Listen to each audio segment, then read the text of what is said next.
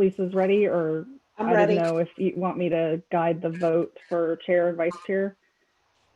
Do we do that in January? I thought so. New chair? Okay. Is that right, Lisa? Am I wrong? Yes. Isn't that okay? Yeah, since you're chair, you should facilitate Hi, that. Amy. Okay, so Lisa, I'll wait. No, I've already started the you recording. Okay, so I will start us off, and I guess if we want to do that first, since it's the start of a new year, we should elect a chair and vice chair. And I guess I want to put that out to the group, and I want to say that I've been the chair for, I guess, 2 years, and I'm happy to keep doing that, but I definitely see the possibility for someone else to take on that role. I think Mary's been our vice chair.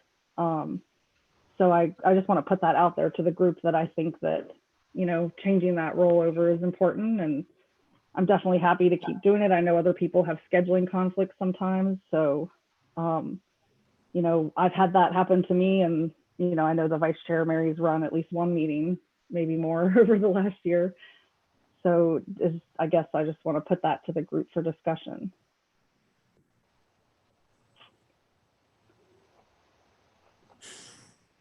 I think you both have done beautiful jobs. And as far as I'm concerned, you may stay where you are. Thank you. I feel the same way. So What did you say, Amy? I agree. They've done a great job. And if you want to continue, I feel. Yeah, if you want to do it. Yeah. Go for it. It's pretty easy. I'm happy to keep doing it. But I just wanted to put it out there that I think it's, it's definitely something that's helpful for other people, depending on, developing that skill set. The meeting really runs itself more than a lot of other meetings do. So it is a pretty easy thing to do. So I guess really it's about volunteers to do it. And if nobody's willing to, I'm willing to stay in that role. And then Congratulations. Oh, thanks. And we'll vote on that. And Mary, are you willing to stay as vice chair then? Yeah, I don't have any particular interest to be the chair. I'd rather be vice chair. I'm happy to fill in when you can't make a meeting, but I feel like I have a lot of responsibility in other parts of my life, and so I really don't need to add anything. Right, I understand that. So, Phyllis, can we just vote on a slate with me as chair and Mary as vice chair, or do we run them separate? I would suggest that somebody make a motion to nominate you as chair and Mary as vice chair, and then someone second it, and then vote. All right. So does someone want to make a motion we can just do both at one time? Okay, I will make the motion that Jenny Morris stays as the chair and Mary McIntyre as the vice chair. I second that. All right. So we have a motion and a second. So all in favor? Aye. Aye. Aye. And I don't see any opposed, so we'll keep doing what we're doing. I guess with that in mind, I wanted to bring up something that I'd messaged Phyllis about. And again, I'm happy to do this, but as you all know, we've reviewed our annual report, and that's something that I have presented to the Board of Supervisors. And I think the date is the 3rd of February. And did it move, Phyllis, from, isn't it 4 or 4:30 now? Yeah, the agenda that the clerk sent out the other day had us at 4:30. But what I usually like to do is sign on early because sometimes the board, runs in advance or whatever. And so we don't want to not be there when we're up. Okay, so I guess what I wanted to bring up to the group was, I've presented that report, I think twice. And so I think I did it as I was incoming chair that first year. So right at the beginning of serving that year. And then I did it this last year. And then I'm scheduled to do it again, and I'm happy to do it, but I did want to offer that up. I don't think there's anything that prevents another member from presenting. And I know this format's different where we're not in person with the Board of Supervisors, but I guess I personally see an advantage in having another face present for the group because we do have members that have been with us for several years. And So I'm happy to do it. I understand other people might have conflicts, but if there's someone else who'd like to present, you guys have seen what the annual report looks like.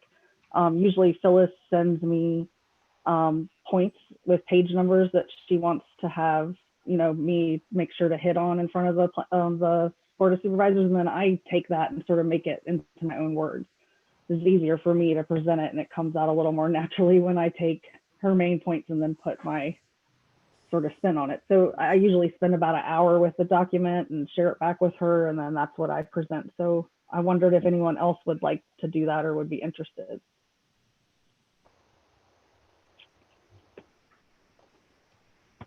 I mean, I could go either way. I can see why you might want to have somebody else do it, and I'd totally be willing to do that. Okay. No, just I think I can personally feel like, yeah, I think it'd be good for the board to have I mean, not that they don't like seeing me, but having done it for 2 years and I've done it in front of 2 different boards now, and then this is the same board that I did it in front of last year that's pulling into this year. So I think that would be nice for them, especially for another supervisor, to see you, who they've appointed, as a face and presenting this data. So I appreciate that if you're willing to do that. Sure. February 4th at 4:30. February Is 3rd. that correct? February The 3rd. 3rd. February. Okay. Yeah, I'm And I going to think turn off my video because all the kids are on and it keeps glitching. So I'm sorry. I am here. Okay. February. so. I So- think Amy, I would put down 4 o'clock for yourself, because I think the board will they'll have a break and they'll come back at 4. And like Phyllis was saying, in the past, we've been in the middle afternoon and I always show up early. I'd rather sit there and wait and then Phyllis- to show up late because things Phyllis, run fast. Yeah, Phyllis will make sure that that our team has information about who it is that's going to be included as a presenter. Yeah, in fact, I've been sitting on submitting the executive summary and the report just to see what name I should put as presenter. So I'll do that tomorrow then. And Okay. what will happen is that you will get a link from someone in our communication and public engagement office, and you can actually go ahead and sign on at the beginning of the board meeting, and then we'll be in the waiting room, and then somebody will let us into the Zoom meeting when we're up, and I will run the presentation unless the person from CAPE wants to do it, but so I'll double check that, but you don't have to manipulate any kind of presentation or anything. Okay. So then 4 o'clock.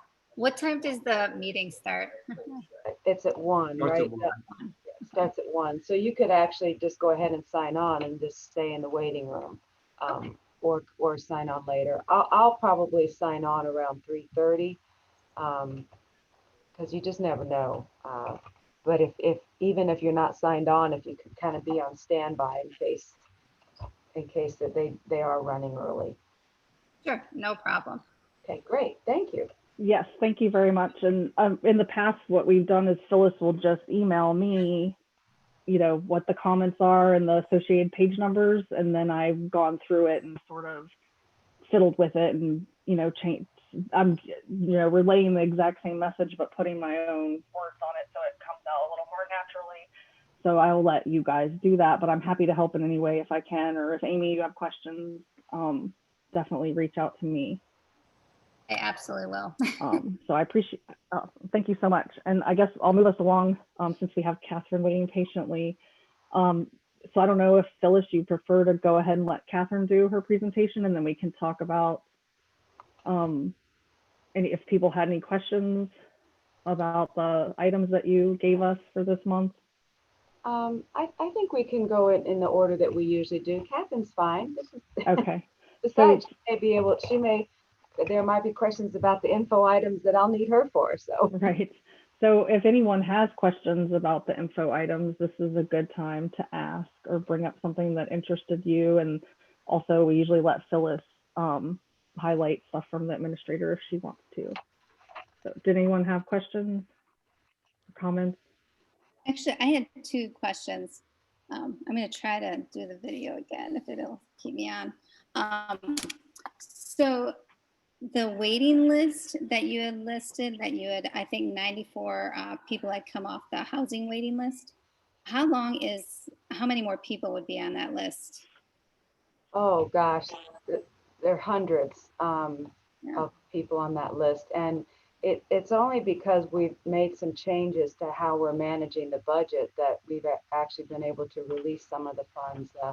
That waiting list has been closed for several years. So we're really excited that our new coordinator manager has been able to kind of figure out how to issue new vouchers.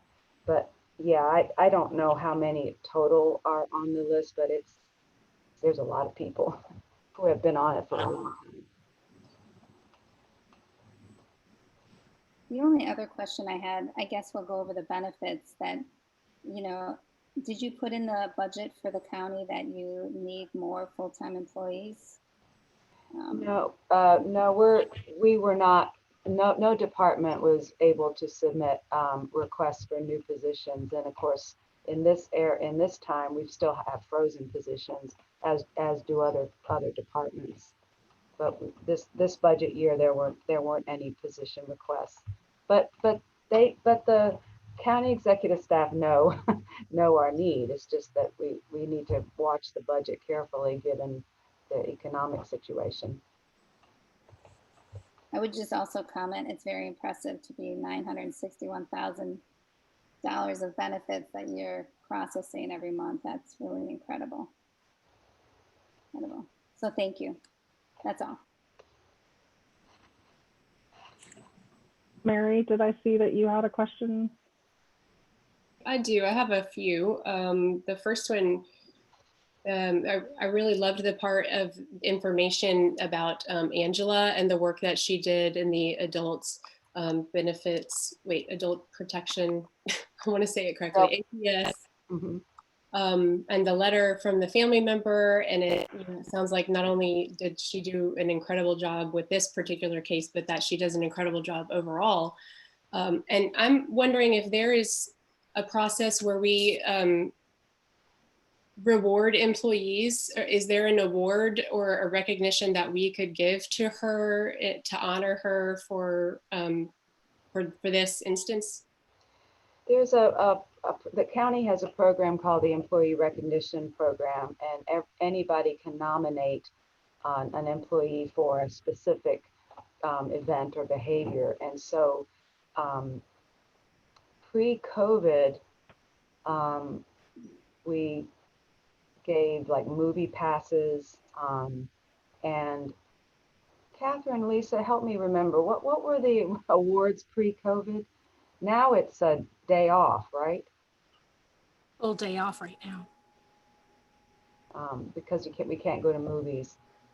Years ago, it was that there was gift cards, but then there was an issue with IRS. So that's really and the other option is we also have an employee of the month that managers can nominate. But certainly, if any of you would like to nominate her for an employee recognition, that would be awesome. And I can send you the link to submit that nomination, or you can just, ask me to do it and I will on behalf of you. I would like that. I think that would be a completely reasonable response. And I want her to feel valued, especially knowing how the caseloads of our employees are just so high right now that I think not just her, but as many people as possible, if we can recognize them. And it doesn't have to be monetary. It doesn't have to be anything tangible, but even just public recognition, maybe a little short story in the paper or something, where we can let the public know not only what the department is doing for people, because a lot of people in the public aren't aware, but let the public know how hardworking our employees are and these amazing links that they have to go to, I think would be really valuable, even if it's not something tangible for her to have. So I hope the rest of the board agrees with me about that. Yeah, and I would say a day off isn't a bad thing either. Although sometimes a day off can be stressful if you have to take it when it's the right time. Otherwise, it causes more stress. But The other thing, yeah, I think the that's other thing great. that happens is that the nominations are posted on our SharePoint site so that the whole department knows and knows what the person is that's nominated for. So in that way, there's a recognition as well. Well, I'll be glad to submit something on your behalf. Thank you. I think the second one, it was not directly mentioned in the talk about the foster program, but this is just like a personal privilege question that I have. I know someone who is in the process of becoming a foster parent, and she's been posting on Facebook asking for furniture donations from friends. Like, does anybody have bunk beds? Does anybody have this? And it occurred to me, like, couldn't we partner with something like the Habitat for Humanity store for them to give furniture to our foster families if they need it, so that the families don't have to come out of pocket for that? That's an interesting issue.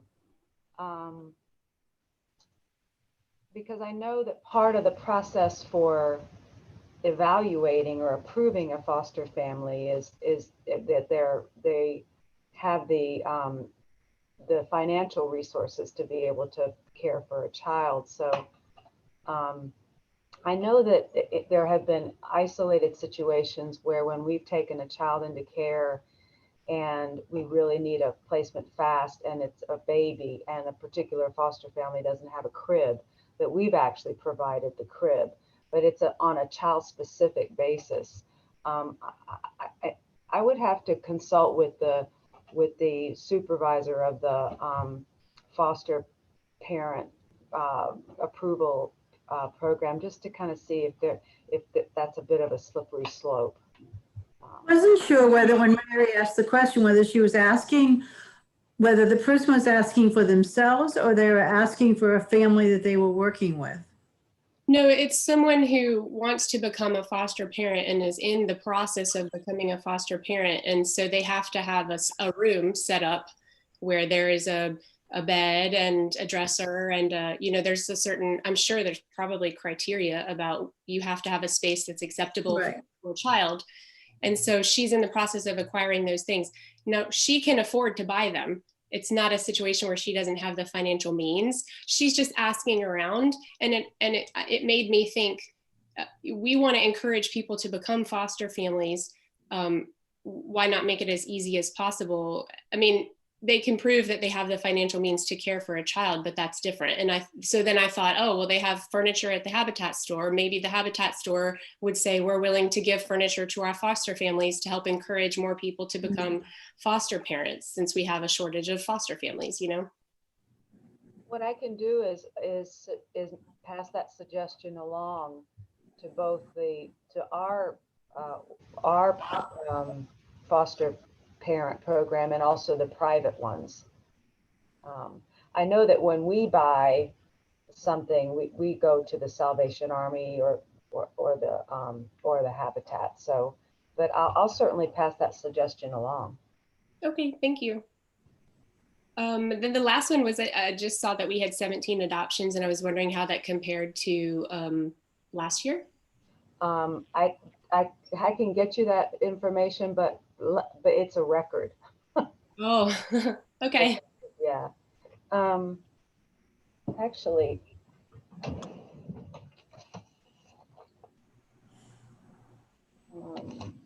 you'll hold on 1 minute.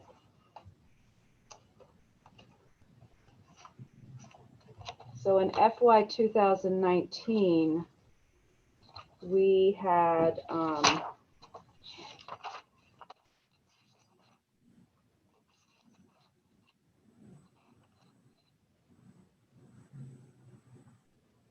FY 18 we had 6, and in FY 19 we had 7 finalized adoptions. And the other thing that's really exciting is that several of those adoptions were with relatives. So they're, you know, either fictive or actual kin. But so they stay with family, but it's still permanency. Thank you. Okay, did anyone else have any other questions about the informational items? I don't see anybody. I'm going to back us up because I skipped the approval of the minutes, and we need to approve the minutes from December. So if somebody would like to make a motion, if everyone's had a chance to look at those, we need to approve those. I move we approve the minutes from December. Second. I second. All right, we have a motion and 2 seconds, a second and a third. So all in favor to approve December's minutes? Aye. Aye. And I don't see any opposed. I'm assuming Amy approves those. So we will move on. And Phyllis, did you want to introduce? Jenny, I think you have to approve November's. November, Didn't have a quorum last time, right, Lisa? right, according to this. Oh, I'm skipping ahead again. So let's have a motion to approve the meetings for November as well. I move we approve the minutes from November. And then I'll is there a second second? Second. Thank you, Catherine. All right. So all in favor of approving November's meeting minutes? Thank you. Aye. Aye. All right. I don't see any opposed. So we have November and December. December. And then Phyllis, do you want to introduce Catherine and then we can introduce ourselves? Sure. So I'm very pleased to have Catherine Presson here. She's a supervisor of our adult benefits unit, and she is an amazing expert on in our SNAP program as well as other of the benefits programs. She has been in the agency over 20 years, is that right? Over 29 and a half. Oh, whoop. Oh, wow. Almost Great. 30. And so I asked her to present on some information regarding our benefits programs, in particular how it's been impacted by the pandemic and the economic struggles. So I am going to share my screen so I can operate her PowerPoint for her. So you just have to tell me, Catherine, when to forward the slide to the next slide. Also, when I do that, I can't really see. So if anyone raises their hand or whatever, just holler at me. All right, give me 1 second.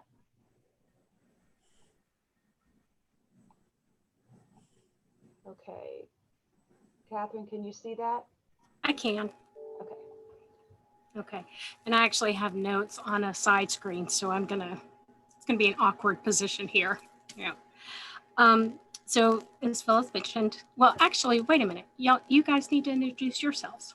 All right. Jenny, can you introduce yourself?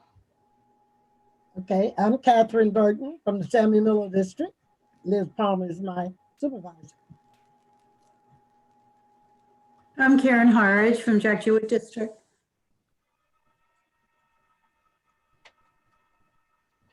Amy Lawfer, the Ravenna District.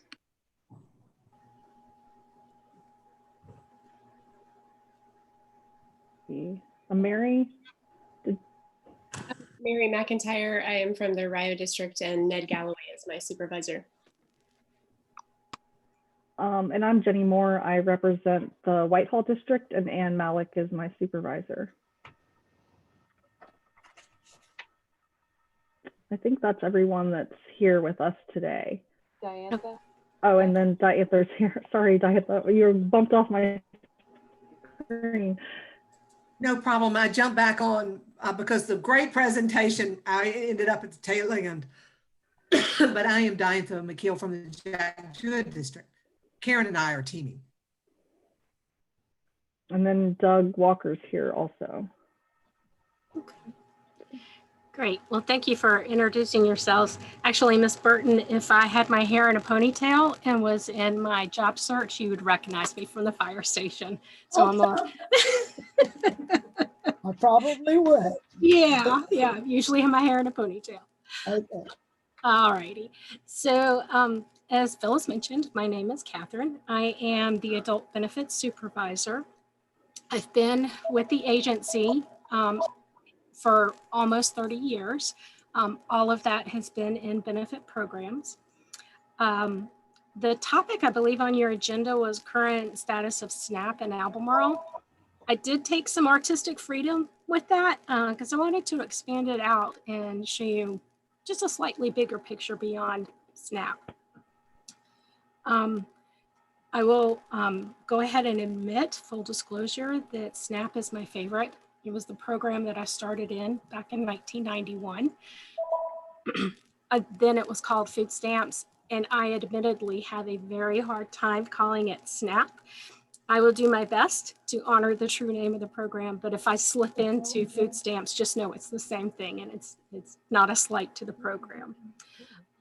There are 4 units that are primarily represented in this presentation today. Those are mostly, well, they are all located out of the Cobb Fifth Street location. The presentation today does not include energy assistance, which is admittedly one of our larger programs. It also does not include refugee cash assistance or refugee Medicaid assistance, nor does it include auxiliary grant. So I'm really just focusing on the 3 primary programs. Again, energy assistance is a primary program, but it runs by calendar months. So it doesn't run all year, almost all year when you add it all up. So not to shortchange other eligibility workers in the agency, we certainly have other EWs. We have a whole unit with UVA Medicaid. We have a couple embedded in the foster care unit. They also are not factored into this. So I'm really just highlighting 3 major programs. And the first one is Tanf. Phyllis, that's a clue. Oh, good. Just looking at some graphs here for the TANF program, it is the smallest of our major programs. It's cash assistance to very low income adults and children. You'll see on the top graph that there is a dip in recipients in 2019, a clear indication of a booming economy. And then you see it come back up in 2020. Not surprising, it's all related to the pandemic. You'll see a lot of pandemic information in here. The participation in dollar amounts also kind of dips in 2019, but the rise in the 2020 payments is much sharper than the rise in recipients. And so obviously that's not related to the number of people coming in the program. It's related to 2 components of the TANF program. There is diversionary assistance and emergency assistance. Diversionary is a program that we've seen over the years. Emergency assistance, because of the nature of life before the pandemic, we didn't meet the families just didn't meet the criteria for it, but now they do. So those 2 programs really saw increased usage with the pandemic. Also related to that, the calculation of benefits changed in 2020, primarily related to some pandemic rules. And that resulted in, for our TANF caseload, 40% increase in spendable dollars. And so that's money to our customer base for them to purchase things that they need. It's also, in turn, money coming into our local economy. SNAP, Phyllis. God, you're doing great. SNAP is the largest, or the second largest program that we have. It was previously the largest until Medicaid expansion came along, but now it's the second largest. Obviously, it supplements food purchasing power for eligible households. It comes on a card, on a debit card that people slide through the machine, just like you would your debit card or credit card in the grocery store. Looking at the graphs, there's it's pretty steady for 2018 to 2019, and then we just see it skyrocket in 2020. Again, that's obviously pandemic related. We saw an 18% in recipients that are eligible for SNAP. The dollar amount dramatically increased in 2020. Part of this was waivers that we were able to get from the feds and how we administer the program. So just in short detail, each household is issued an allotment based on several factors, up to the maximum allotment for their household size. So everyone that's eligible gets their allotment wherever it falls on that scale in the first 7 days of the month. Since April, each household that's eligible has received an emergency supplement, and that brings them up to the maximum allotment for their household size. So by the time you get to the end of the month, every food stamp household is receiving the maximum allotment for their household. So that really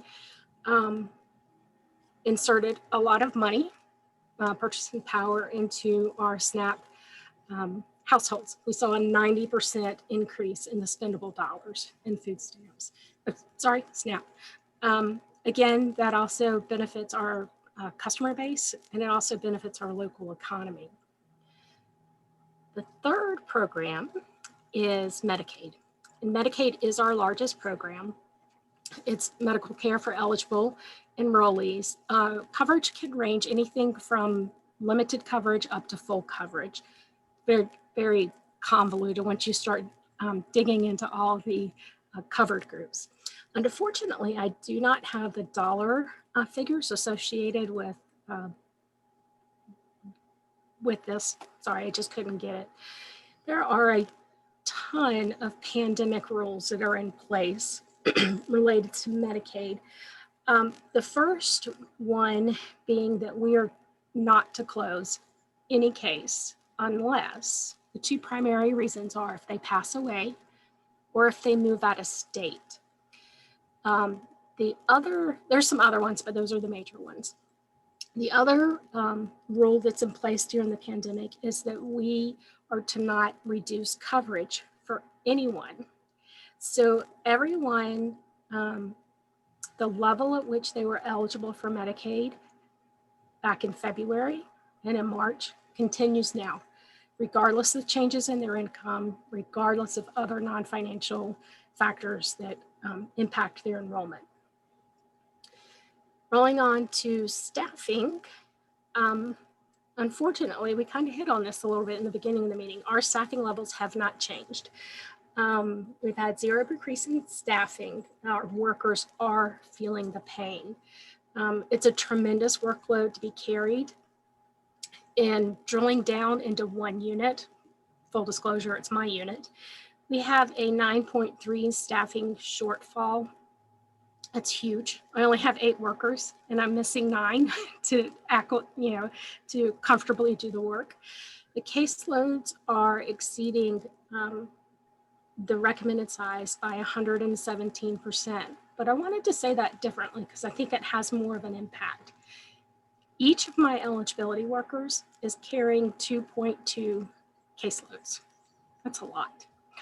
I got to be honest with you, I fear that I'll get a vacancy and looking at a frozen position. I certainly understand and respect the county looking at funds and being good stewards of those funds.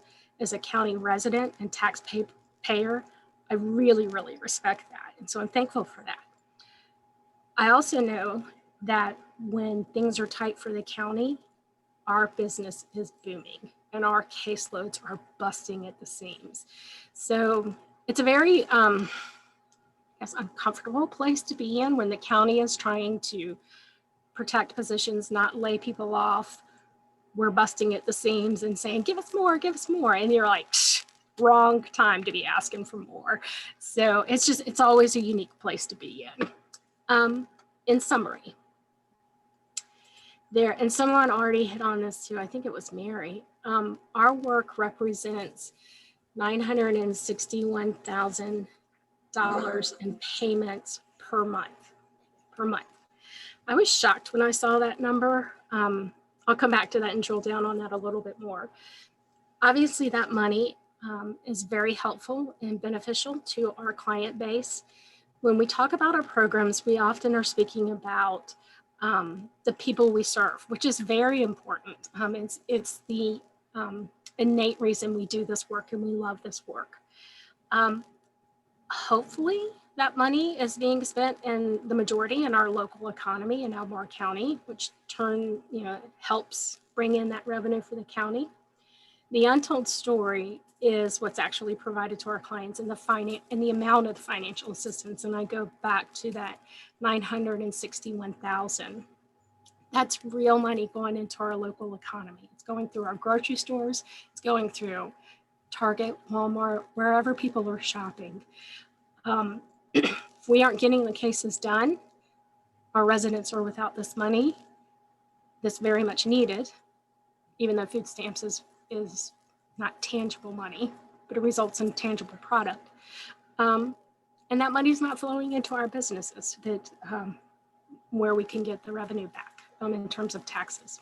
Although in fairness, I think this may blow my whole story right here. I don't think there's tax on food stamps. I'm pretty sure there's not, but still that generates traffic into the store and other products that are being bought by our recipients.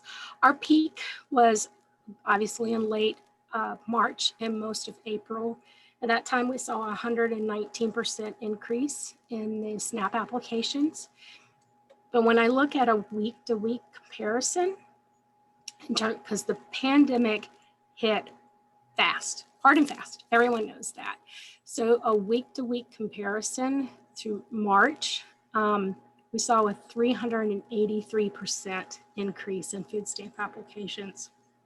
And we were quite busy for about 2 or 3 weeks as we tried to get our hands wrapped around all those applications coming in and getting a process. People were terrified. How are they going to make ends meet? It was a zoo. There's no other way to describe it. We had technology issues we were trying to work out. Got all of our workers out of the building. Increased workload. It was pretty phenomenal month or two there. We also saw an increase in 86% in the Tanf applications. Those have now leveled back down. We're not at the height that we were back in March and April. We are slightly above normal right now, but you would expect as people are still out of work. The ugly truth, this is going to make me sound like a Debbie Downer. The ugly truth is that it is not all rainbows and butterflies. In eligibility, we often wonder, can it get any worse? And we need to learn to laugh at ourselves because it always does. It always does. We sit back and we think, God, I don't think it could get any worse. And it does. I mean, who saw a pandemic coming? I'm very proud of our workers. They have leveled up each time we've been through any kind of, emergency, whether we've had excessive vacancies or in the pandemic where we just had a huge surge in applications. So I'm quite proud of them for leveling up, but you can't run a marathon forever. And as a supervisor of 8 of these workers, it's beginning to take its toll. I mean, their spirits are high, they have good camaraderie, but they are tired. And that's really what led into my advisory board blurb that I turned in this month. I don't know if that actually made it in, or maybe Phyllis edited it because it was too much of the ugly truth. But with caseloads that are 2.2 instead of 1, it brings increased phone calls, increased monthly reviews. The Medicaid caseload is in just complete disarray, not through any fault of our own. And I can come back to that if you like. But just the amount of paperwork coming in per person, it's just all compounded with a caseload that size.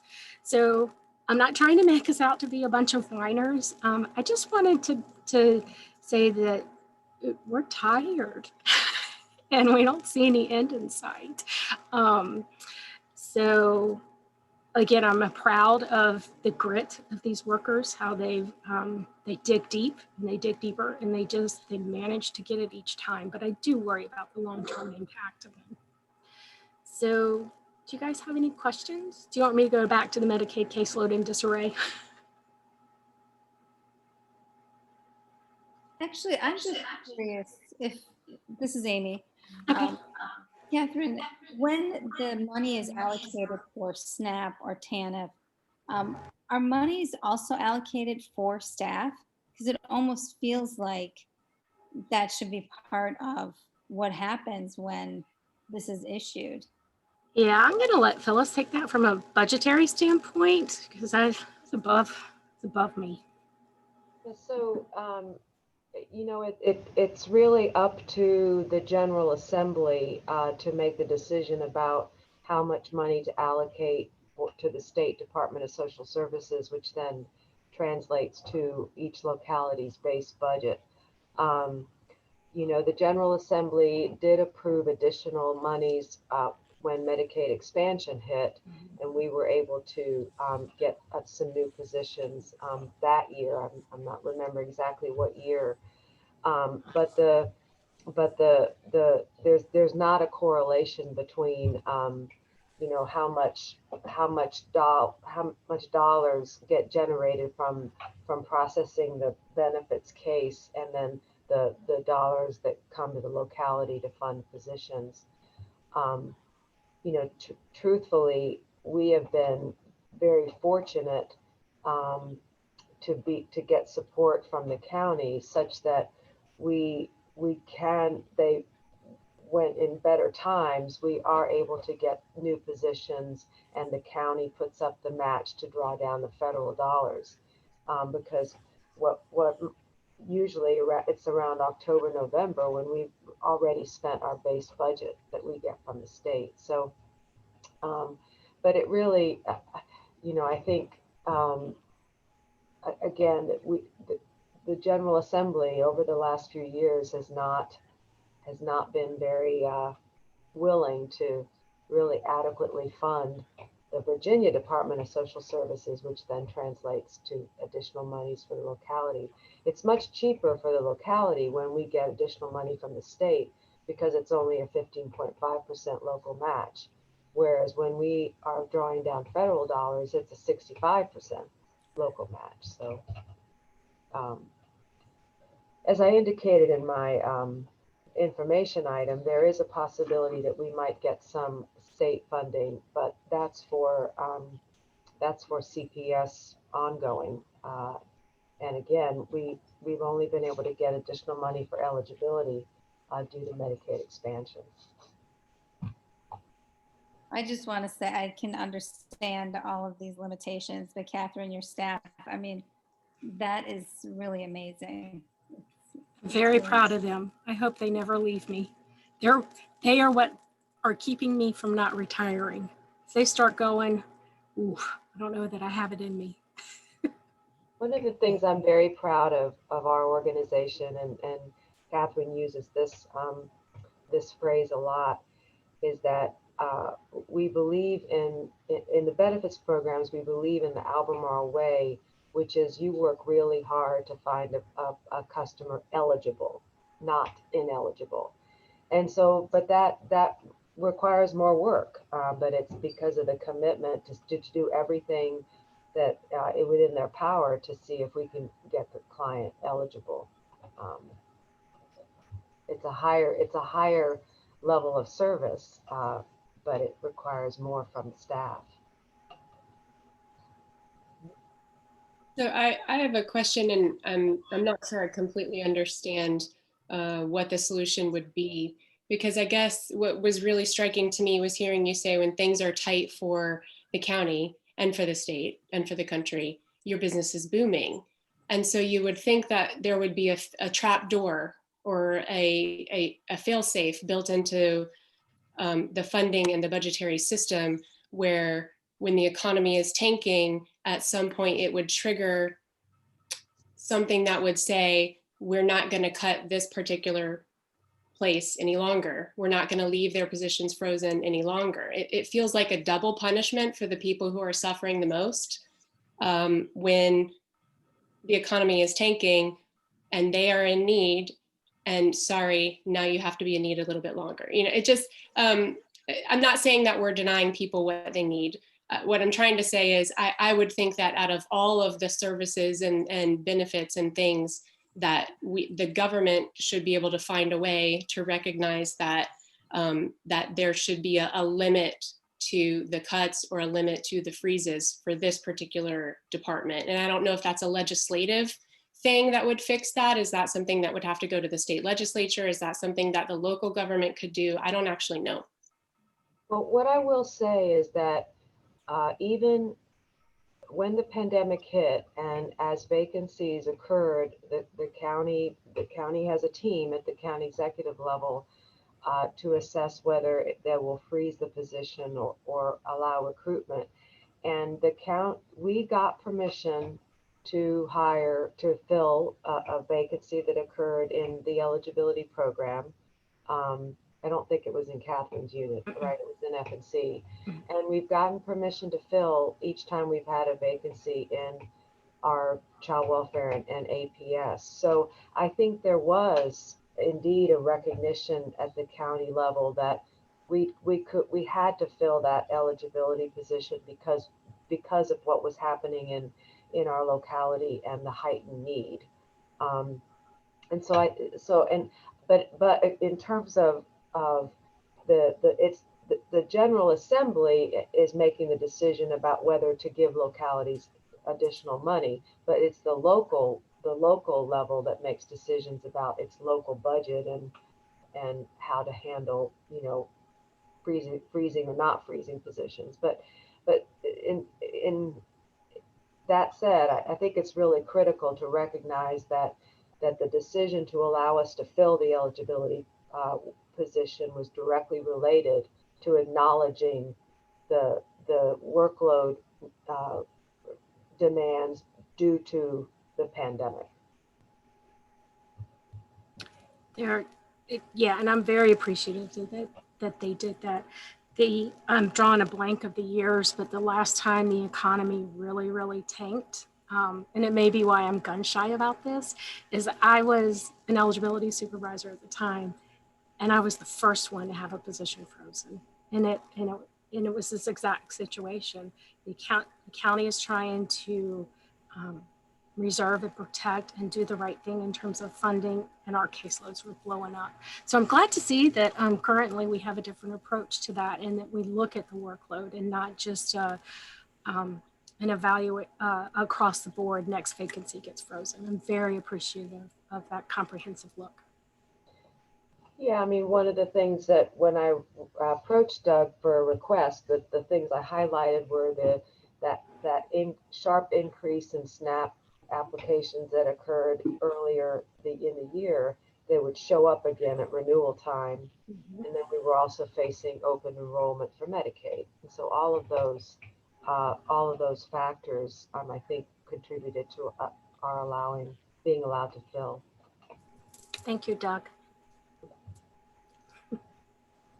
I'm sorry I missed that conversation. I had to spin off and deal with a personnel issue of all things. Oh. So I came back in on the end, and so I'm not sure the total context, but just acknowledging that as I know that you know that we don't have surplus positions in the county. All the positions that we have funded and filled, serve a valuable purpose, and so it does make it difficult and important to scrutinize when we are in a situation where we're in from a budget standpoint are having to reduce our payroll by $1 million in FY21.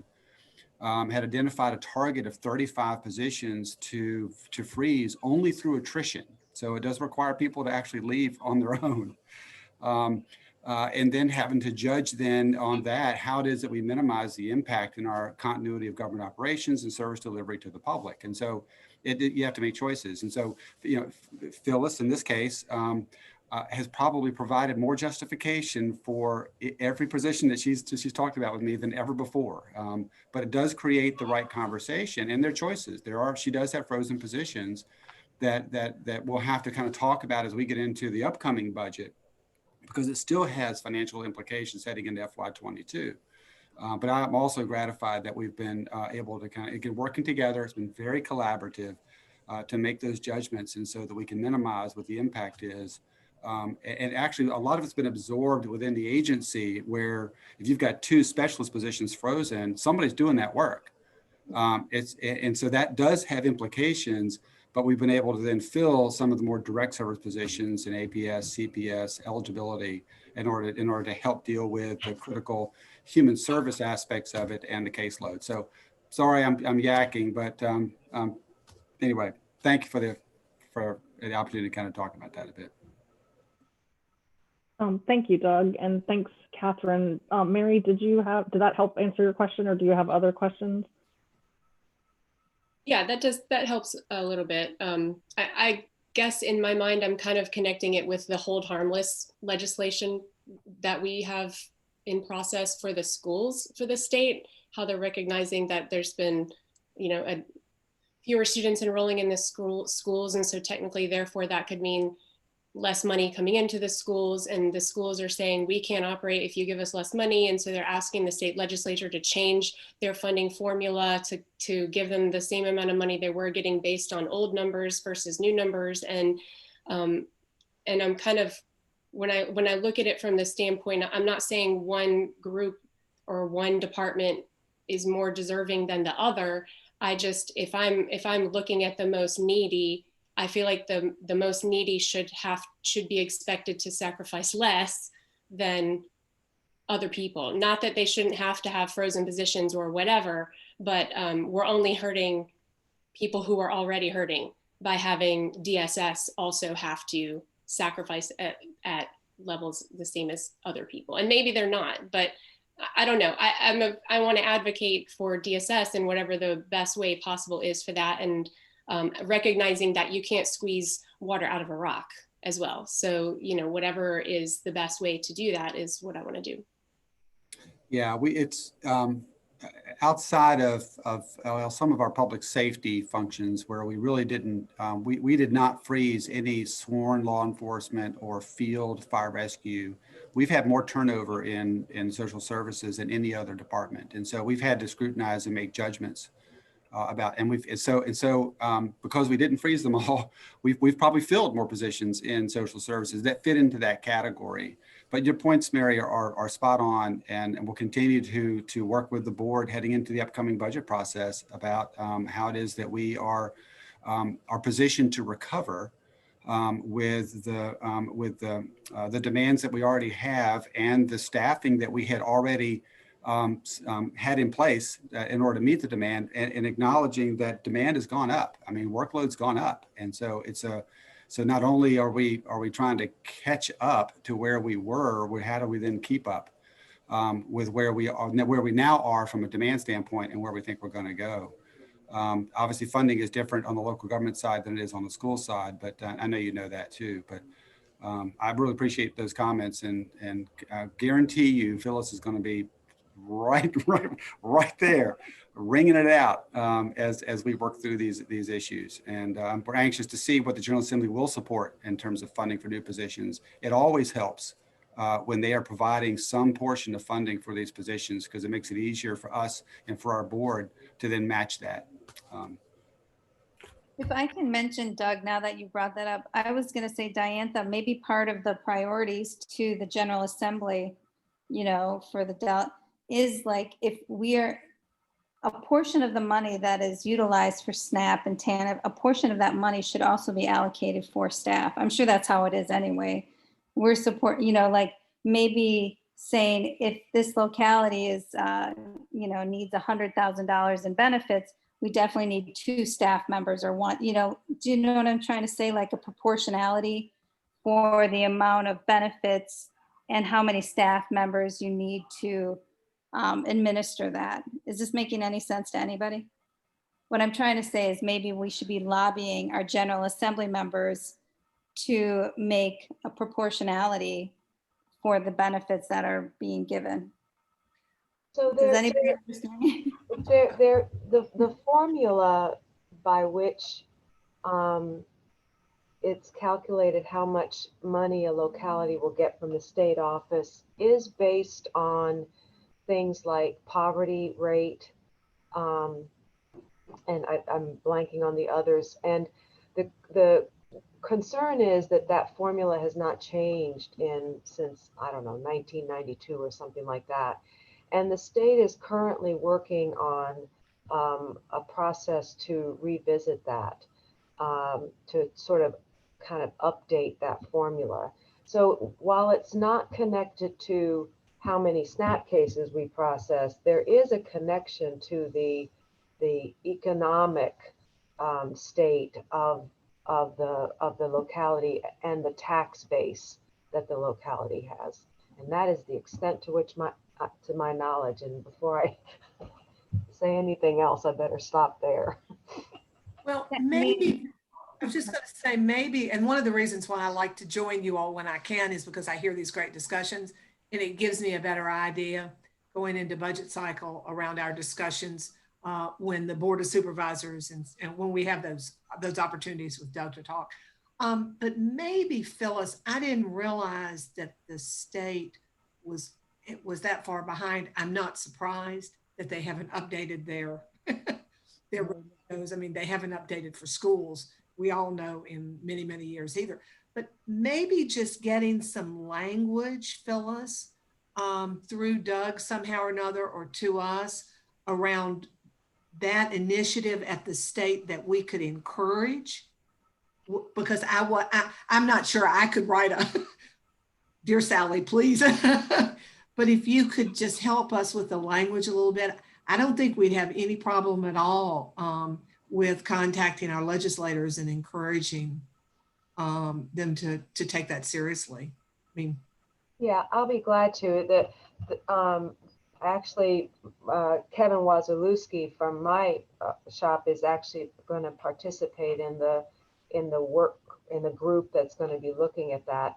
The danger is that it could result in a cut for some localities, you know, but that's not to say that it shouldn't be updated. But I'm happy to put together some language and I'll send it to Doug. Yeah, and that's always the case because they never make the pie bigger.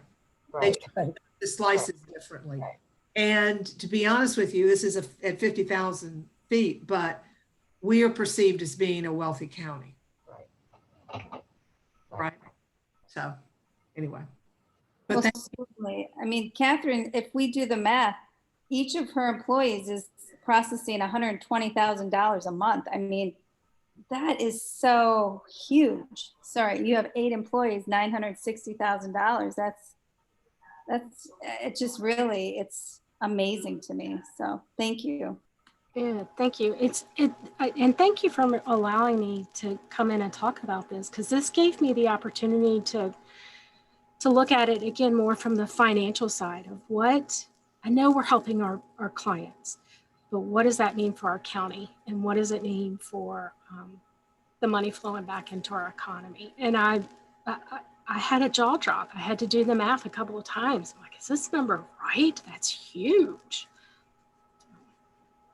The annual report gives that information too, Catherine. And one of the numbers that has always astounded me is how much revenue is generated at UVA Medicaid unit.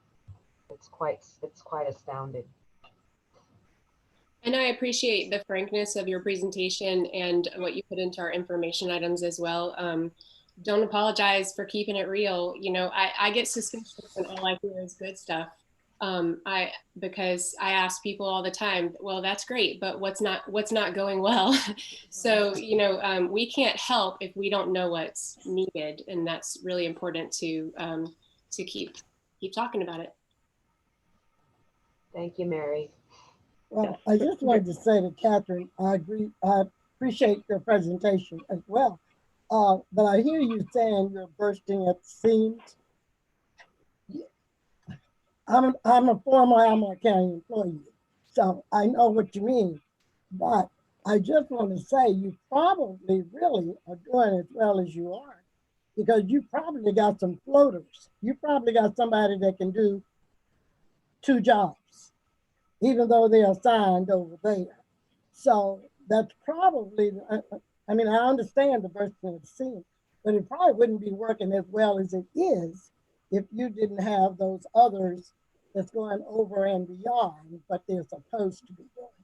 You are exactly right. You hit it on the head. This is probably, in 20 years of supervision, this is probably the best unit I've ever had. They get along well. They are hard workers. There is no dead weight in the unit. When we saw the surge in applications back in March, one of them reached out to me and said, hey, what can I do? You know, I'm a high performer and I know that. You know, what can I do? And I said, you want to take more intake? She said, sure. And I said, how much more? So, and she said, whatever you want to give me, I'll let you know when I can't handle it. And I put that out to the unit of, if you feel like you can take more, I can make that happen. So I had 3 of them go on an increased intake rotation, and they were literally they were taking 3 applications to everyone else's 2, I think.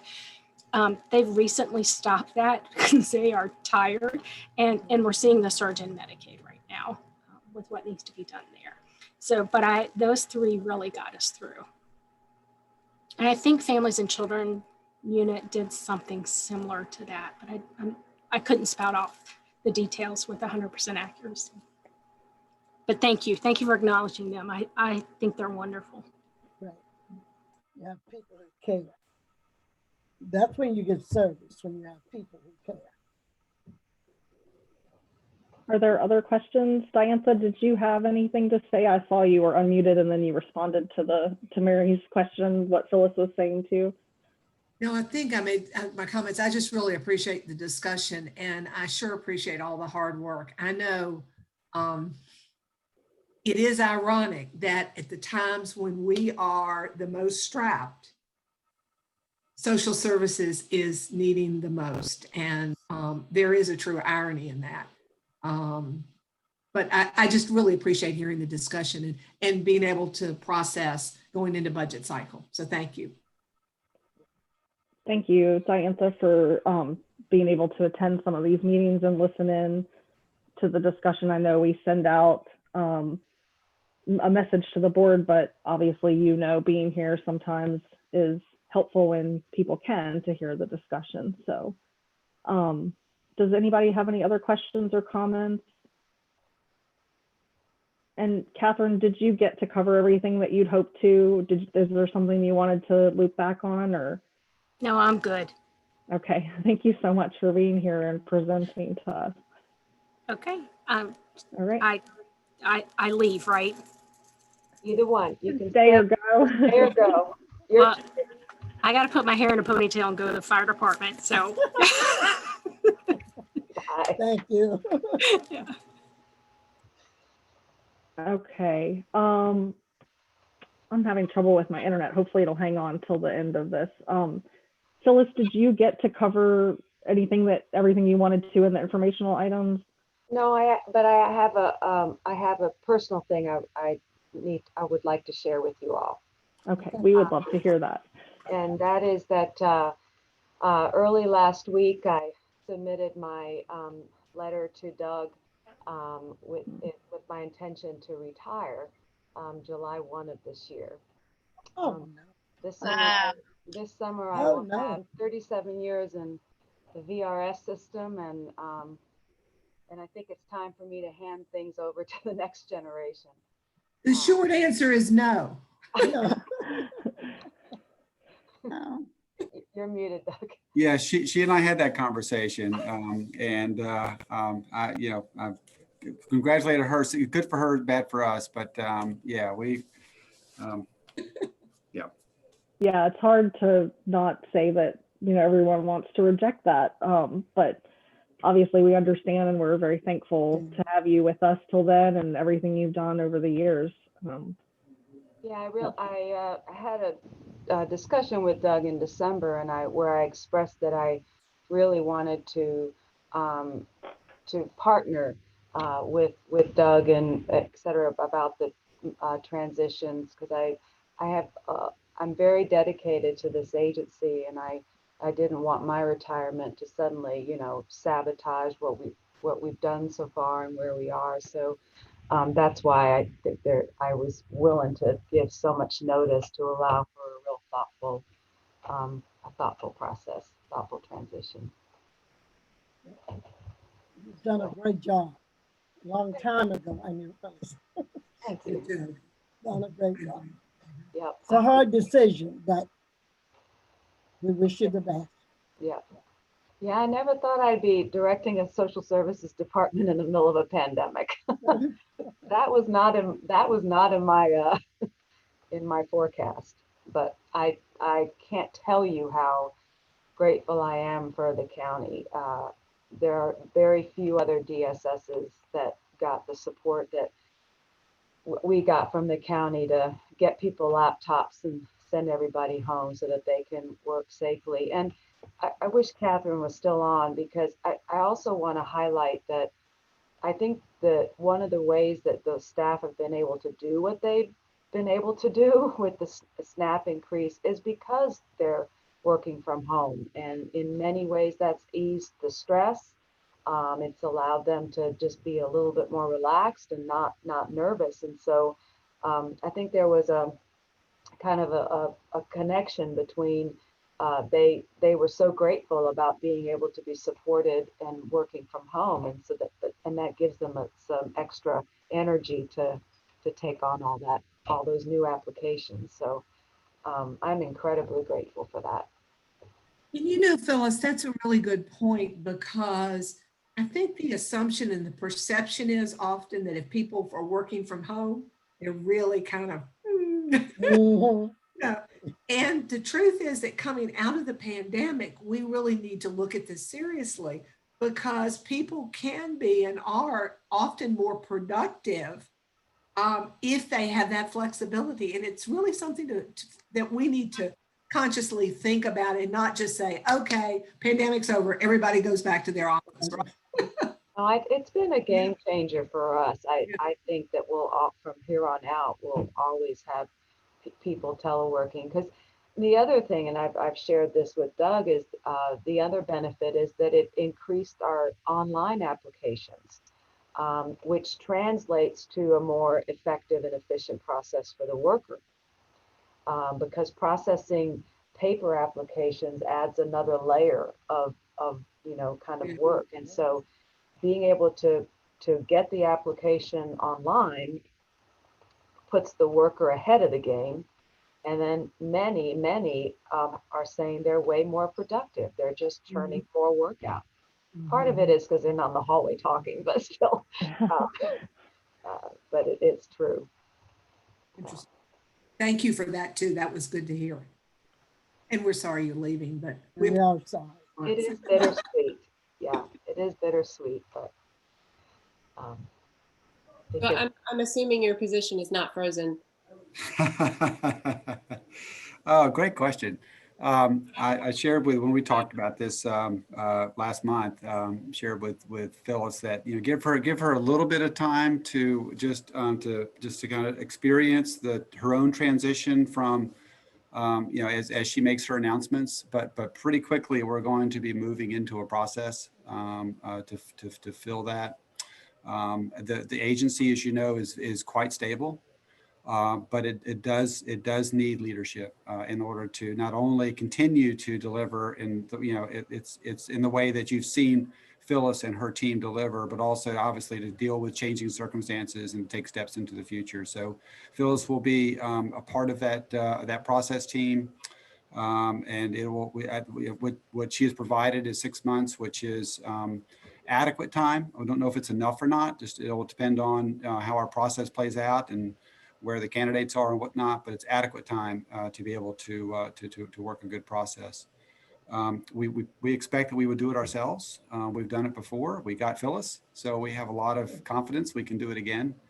But she will be, along with others in our organization, part of the team that kind of constructs the process, and then her agency will be directly involved. Stakeholders outside in the community will be directly involved. You as an advisory board will be involved. There'll be a high level of engagement and opportunity for input that we hope will be meaningful for all those that participate. So stay tuned.